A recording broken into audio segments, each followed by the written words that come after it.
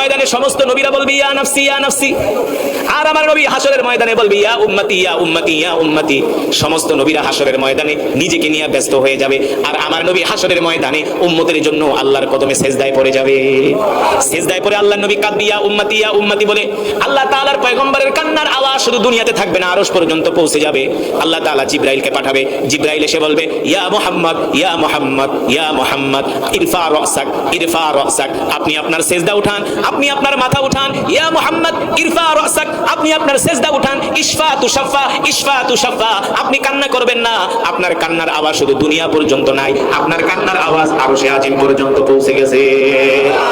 আপনি আপনার উম্মতের জন্য সুপারিশ করেন, আপনার সুপারিশ আল্লাহ আজকে গ্রহণ করবে। সুবহানাল্লাহ বলে। এবার আল্লাহর নবী সমস্ত উম্মতের জন্য সুপারিশ করবে। কত ভালোবাসে আল্লাহর নবী আমাদেরকে, ঠিক কিনা বলেন? কিন্তু সেই নবীকে আমরা কতটুকু ভালোবাসি? সেই নবীর আদর্শ আমাদের মাঝে নাই, সেই নবীর চরিত্র আমাদের মাঝে নাই। আমার নবী যেইভাবে ভাত খাইতো আমরা সেইভাবে ভাত, আমার নবী যেইভাবে মেসওয়াক করতো আমরা সেইভাবে মেসওয়াক করি না। আমার নবী যেইভাবে ঢিলা কুলুপ ব্যবহার করতো আমরা সেইভাবে ঢিলা কুলুপ ব্যবহার করি না। আমার নবী যেইভাবে দস্তরখানা বিছায়া ভাত খাইতো আমরা সেইভাবে দস্তরখানা বিছায়া ভাত খাই না। আমরা মানুষের সাথে সুন্দর আচরণ করি না, সুন্দর ব্যবহার করি না। অথচ আল্লাহর নবী 63 বছর জিন্দেগিতে কোনোদিন কোনো মানুষের মনে কষ্ট দেয় না। দিছে 63 বছর জিন্দেগিতে আল্লাহর নবী কোনোদিন কোনো মানুষের মনে কষ্ট দেয় নাই। মুসলমান তো দূরের কথা, কোনো কাফেরের মনে কষ্ট দেয় নাই। এ মুসলমান যুবক, আমরা আল্লাহর নবীকে কেন ভালোবাসবো? আল্লাহর নবী আমাদেরকে সব শিখাইয়া গেছেন। কিভাবে ভাত খেতে হবে সেটা আল্লাহর নবী শিখাইছেন, কিভাবে বাথরুমে যেতে হবে সেটাও আল্লাহর নবী শিখাইছেন, কিভাবে চুল কাটবেন সেটাও আল্লাহর নবী শিখাইছেন, কিভাবে মোজ কাটবেন সেটাও আল্লাহর নবী শিখাইছেন।